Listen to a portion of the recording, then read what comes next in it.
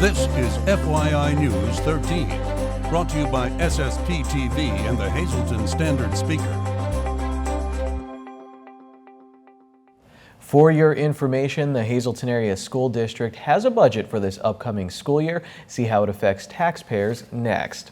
Welcome one and all to the local information marathon that we will complete in the next half hour. I'm Ken Kara. Thanks for your time, and here's your headlines from FYI and the Hazleton Standard Speaker. The Hazleton Area School Board adopted its 2016-17 budget last night. However, that budget is not balanced. The board voted 5-4 to approve one of four options on the table, the option with the lowest tax hike. But even with the increase and controversial cuts, the budget is not balanced. District Business Manager Anthony Reba explains what the budget means for taxpayers, and School Director Vincent Zoll will tell us about the district's decision to use tasers. What that does is for Luzerne County, the tax rate will stay the same as the 15-16 tax rate. Carbon County will get a decrease in their tax rate, and Schuylkill County will get a slight increase in their tax rate. One other thing that was approved was the homestead exclusion. There's about 19,000 properties in the district that get a homestead exclusion on their tax bill. And we have about 400 less properties this year going into next year. So the actual dollar amount of the homestead exclusion goes up about $10 for next year. The board, again, you heard some of the conversation, made several cuts over the past several months. We've been doing a budget since January. It's been a very tough budget, but we made some tough cuts. And with the option that was selected tonight, option one, we're going to use about $1.5 million out of our fund balance to balance the budget. The school district law enforcement portion of it, the police department, school district police department, will be adding tasers to their list of equipment. It's basically a necessary item for them to have a taser that would allow them to go from just a verbal command and then have something between the verbal command, their chemical spray, a non-lethal type of weapon before reaching to a lethal weapon. So it's just one more step in the process. The budget includes half-day kindergarten and a 4-day school week for students during December, January, and February. You can read much more about last night's meeting in today's Standard Speaker and at standardspeaker.com. There's still a few openings for tomorrow's golf tournament that benefits the Hazleton YMYWCA. Here's Lisa Sugar. Attention all golfers, we have a great event taking place tomorrow in Drums at Sand Springs Country Club, and it benefits the Hazleton YMYWCA. It is called the Annual Partners for Youth Golf Tournament, and two of the ladies involved in making it possible are here with me today. Sabrina Krupko is a public relations volunteer with the Y, and Judy Hall is a member of the board of directors for the Y, but also the chairperson for the tournament. So thank you, ladies, for joining us. Sabrina, I'm going to start with you. This is an important event for the Y, so tell us why it's so needed to have this each and every year. The money used that we make off of the golf tournament is used to benefit the youth scholarships that we give out to the young people in the community who need a fun and safe place to hang out with their peers and learn life lessons. And unfortunately, we see that that need is going up, that people do need money and do need help. So, you know, as a service organization, the Y sees that regularly. Yes, we do. We do see a lot of kids come in. They need somewhere to be other than, you know, just not doing anything. Like, it's good to have kids come in and hang out in the basketball court or take swim classes. It's good to see them doing something rather than doing nothing. And the Y is really a wonderful place to do it. So now enter the golf tournament that's taking place tomorrow. They have a few more openings left, so they wanted to get the word out that you can still come and golf. Right, Judy? Absolutely. We are anxious to fill as many places as we can, and the registration begins at 7:30 tomorrow morning, and it will be a shotgun start at 8:30.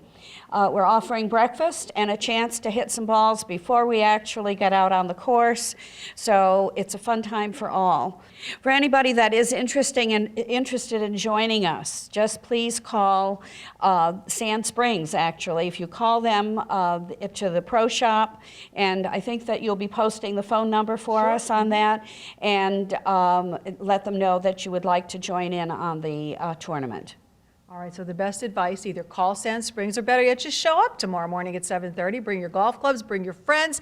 This is really important. You've been involved for quite a few years, so you know what this means to the Y. Absolutely. The Y is an absolutely wonderful community asset, and it provides services for everybody from very young children until those of us who are senior citizens. And so that this is a major fundraiser for us, and any assistance. We've had tremendous support from the community. We have a lot of whole sponsors and major sponsors, and a lot of in-kind contributions from many of the businesses in the local community and from the surrounding community, the greater Hazleton area. All righty. Well, we hope that there's tremendous support tomorrow. Again, it's not too late. You can show up and register tomorrow at 7:30 in the morning. You can call Sand Springs, and that number is 570-788-5845. You can do it either way, but please come on out and support this really great cause. You'll have a wonderful time, and you'll be helping out some wonderful children. Thanks, Lisa. Tomorrow is also First Friday in downtown Hazleton, and a variety of activities will be taking place. SSPTV is proud to be part of the Freedom of Speech Tour, featuring media outlets in the community. Check out downtownhazleton.org for a complete list of activities. Well, if shopping is on your list this holiday weekend, then the Laurel Mall is the place to be. Once again, the one and only Lisa Sugar. This weekend, a big sale happening here at the Laurel Mall. I'm here with Rocco Aruzo, who is the Marketing and Business Development Director here at the Laurel Mall. You're talking about the big sidewalk sale. Yeah, this is our big one. This is the semi-annual that we always do around the 4th of July. So it's starting this Friday, July 1st, and we'll go through July 4th. Now, what type of things are we going to see? Sales everywhere? In all the department stores, and I would have to say 95% of our tenants will be participating. They'll have all their clothing out. This is their semi-annual, a lot of summer merchandise on sale. So a lot of people already coming out and shopping for back to school, I guess, too. You know what? They are, surprisingly. I was just this morning talking to some of the shoe stores, and they're already shopping for sneakers and shoes for back to school. So that's really great to have it already. Alrighty, so if you want to come out and get some really great deals, it's all happening here at the Laurel Mall beginning on Friday and going right through the July 4th holiday. Up next on FYI, another fascinating history segment with Charles McAwee from the Greater Hazleton Historical Society.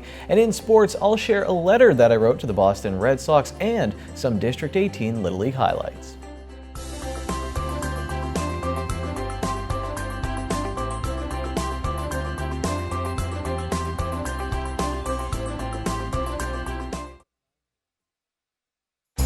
This is FYI News 13, brought to you by SSPTV and the Hazleton Standard Speaker.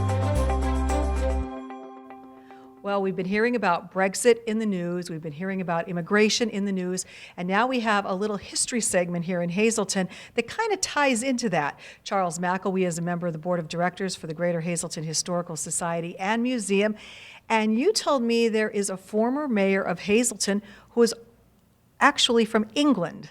Right, Lisa. James Harvey, who was really Hazleton's FDR. He had 4 terms as mayor, first being elected in 1913. When City Hall was completed, and you can make the argument when we're talking about Brexit right now, at that time the debate was, should Hazleton succeed from Luzerne County and form its own county?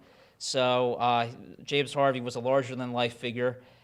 He was from Cornwall, England. His family immigrated to Stockton in the late 1800s. He was born in 1860 in Cornwall. He was a child in the mines, having worked in the mines and worked his way up, and eventually owned his own mining operation in West Hazleton. And he also had a meat store in the city. He lived on North Vine Street and entered politics, was elected, and he was fascinated. He oversaw the city during a fascinating period in American history, just with the outbreak of World War I. I wonder what he would be talking about today with everything that's happening right now. Who knows, but we do know what he felt how he felt about World War I. He was fascinated by it, and he was obviously pulling for the English. And every day in the mayor's office at City Hall, he would roll out a map of the battlefields on the Western Front and see how the English were progressing in the battles. But he was also a larger-than-life figure. He was a big man.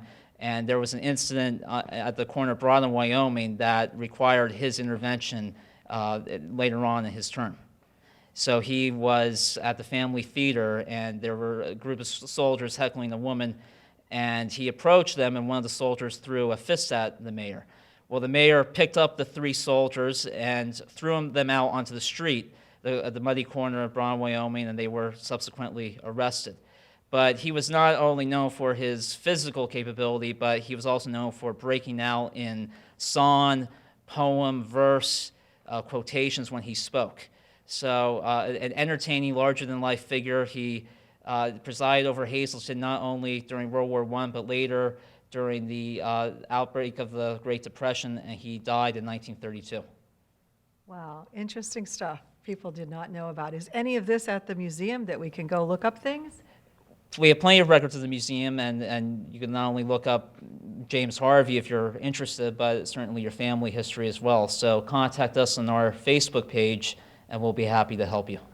All right, always exciting information coming out of Charles each and every week, telling us about the ties to our area, which maybe we're not familiar with. If you'd like to learn more, please stop by the Greater Hazleton Historical Society and Museum.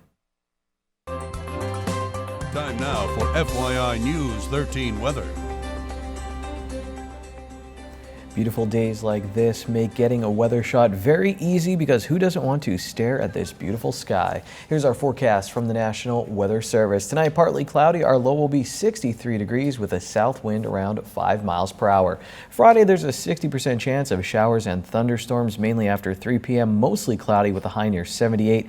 Friday night, 40% chance of showers and thunderstorms, mainly before 11 p.m. Partly cloudy. Our low will be 56 degrees. On Saturday, we'll have a mostly sunny day with a high in the mid-70s. Saturday night, mostly clear, will be in the mid-50s. Sunday, sunny with a high near 79. Sunday night, partly cloudy, low of 57. On the 4th of July, mostly sunny, high near 80 degrees. And then at night, partly cloudy with a low of 61. Tonight's weather is brought to you by Valley High, the area's oldest ice cream and fast food restaurant. Stop on in for a cold treat including our ice cream and yogurt, or some hot food including our burgers, hot dogs, fries, and much more. That's Valley High, Route 93 in West Hazleton. Treat yourself today. Time to check and see if you're a winner. It's the midday winning lottery numbers on FYI. Pick 2, 4, 3, pick 3, 1, 4, 7, pick 4, 4, 7, 1, 0, and pick 5, 5, 9, 3, 8, 4. When we come back on FYI, we continue our coverage of the District 18, 11, and 12-year-old Little League All-Star Tournament. Before the break, here's Law Talk.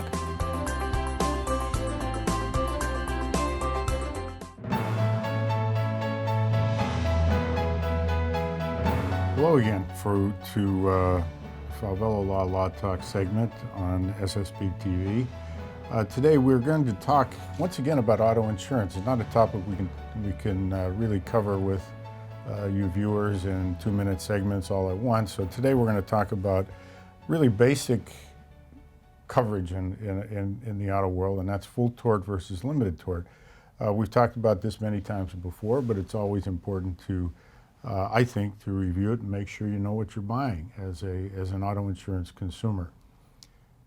Here's the big difference. Full tort, you retain all your rights to make a claim regardless of your injury. Limited tort, you give up a lot of those rights. It becomes very subjective in the determination of how serious your injury is. And what that means is that unless you have a serious injury, as defined by law, you cannot make a claim for your pain and suffering. And that's very difficult to determine. As I said earlier, it's very subjective. But why leave that to chance? For a couple extra premium dollars, you buy the full tort, and for maybe another $30 or $40, $50 a year, if you give that up and buy limited tort, you could be giving up thousands in pain and suffering damages. It's something to consider very seriously. And even though your agent may say, hey, you have full coverage, that full coverage may involve limited tort. So ask about full tort and limited tort, and by all means, if it's something you can afford and something that you want, don't give up your right to seek pain and suffering damages for a few extra premium dollars.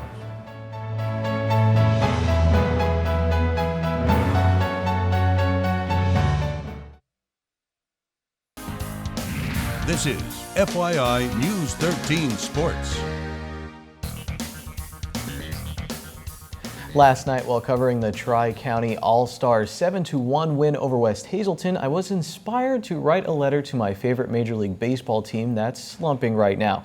Here's my letter and coverage of the District 18 11 and 12-year-old All-Star game. Dear Boston Red Sox, I know that you've been struggling lately, so as we approach the All-Star break, I have some suggestions. Let's be honest, the pitching hasn't been good. Check this out. Here's how your ace David Price did on Wednesday against the Tampa Bay Rays. He went 6 1/3 innings, gave up 9 hits and 4 earned runs. Here's how Christian Price of the Tri-County Little League All-Star team did. He went 6 innings, gave up 5 hits and 1 earned run. He had 7 strikeouts and 1 walk. In the bottom of the third, after giving up 2 straight singles to start the inning and a run, he retired the next 3 batters, 2 of them by strikeout. Is there any way you can trade for him? I'm sure Tri-County's Little League concession stand could use a cotton candy machine or something like that. What was kind of your strategy today? What did you and the coaches talk about? Just to their 3 batter and their 4 batter, trying to pitch inside, get it inside on their hands, harder for them to hit, and just throw hard and work on my curveball. Christian Price says his curveball still needs some work, but if he can master that, he may be unstoppable. Boston Red Sox. I also noticed there's been some inconsistency with the catching position. There's been some injuries there, and I may have found someone that can help give you some more depth. Joey Walco did a great job behind the plate for Tri-County. He kept everything in front of him so West Hazelton's runners couldn't advance when they got on base. Do you think that gets overlooked a little bit? Should you guys get more credit behind the plate? Yeah. How did your pitcher do today, though? You're working with him and Christian. You see him a lot more than me. How did he do today? He did great. What worked for him? What was working for you guys today? Well, just throwing strikes down the middle works pretty good, but our defense behind us helped a lot. Oh, and that defense. I don't know much about sabermetrics, but I give this play by second baseman Billy Nice an A+, and Walco agrees with me. Billy, right? Billy Nice. How about that diving? Did you see that from behind home plate when he dived? What were you thinking through that play? I was thinking oh my gosh. You think that's play of the night? Should I call it that? Probably. Red Sox. You might also want to consider Billy Nice because he did have the nicest play of the night with that diving catch. So he basically just hit a little blooper up the middle, and I just ran as fast as I could, and then I caught it. Did you see it even coming, or was it just reactionary? I think it's over here, so I'm going to take a dive. Or did you see it the whole way? I saw it. I was just trying to get there as quick as I can, so then I have a chance of catching it. It can feel good. Do you ever have a diving play like that? I assume getting dirty is a lot of fun. And how good did it feel after the play was made? I had a couple of diving plays, but it felt good. Because then we got out of the inning and then we got the bats rolling. The bats, yes. Walco had 2 hits, including this RBI triple, and he would come home after the throw got away from the third baseman. Price was 2 for 3 at the plate, and he had the first hit of the evening for Tri-County, and he hit this double so hard that it made me jump while shooting video in right field. Did you feel like you got good contact on that one? Yeah, I felt like I got a good hit on that at bat. How big was that to kind of get the offense going? Did you feel kind of jumpstart things?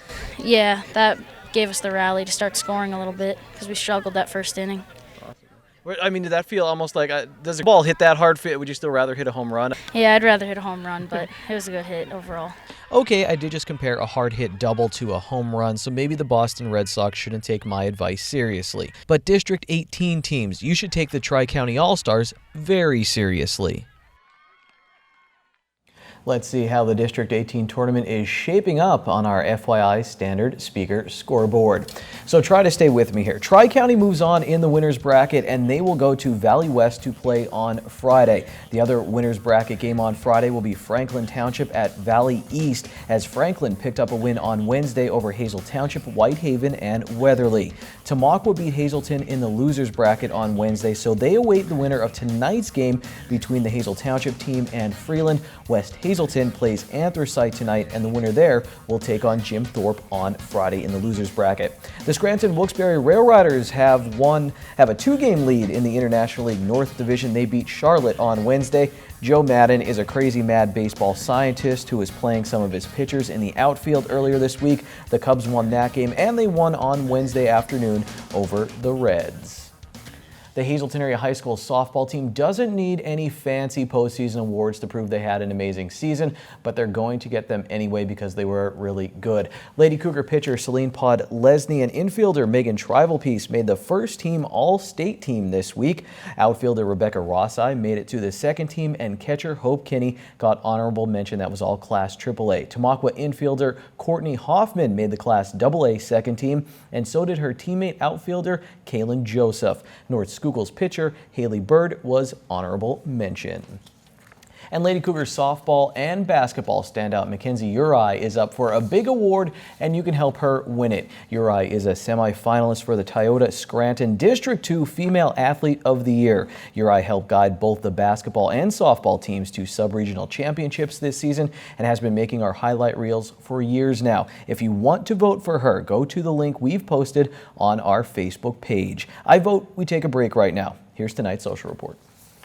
Thursday is $1 burger night at Bottlenecks. Get a juicy 4th pound burger for only $1 all night long.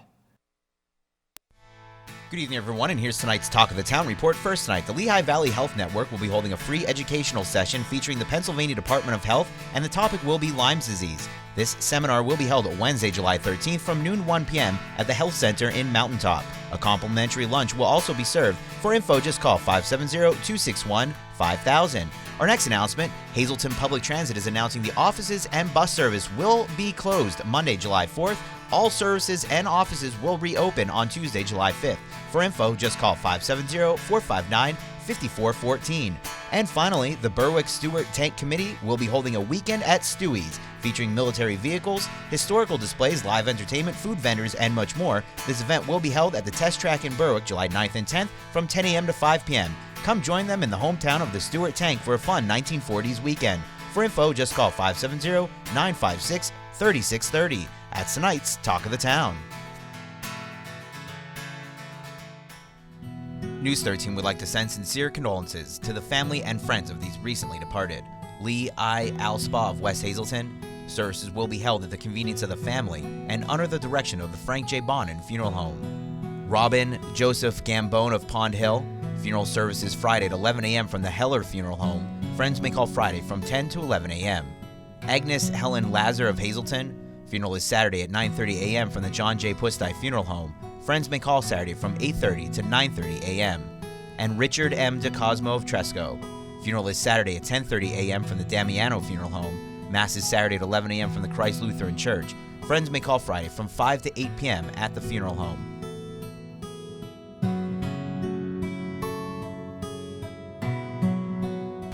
Attention pay-per-view subscribers, if you see your name right now on News 13, you'll have 13 minutes to call in and win a free movie from Service Electric Cablevision. Our winner tonight is Aaron Manley of Barnesville. Aaron, if you're watching, give us a call, 570-455-7267, extension 104.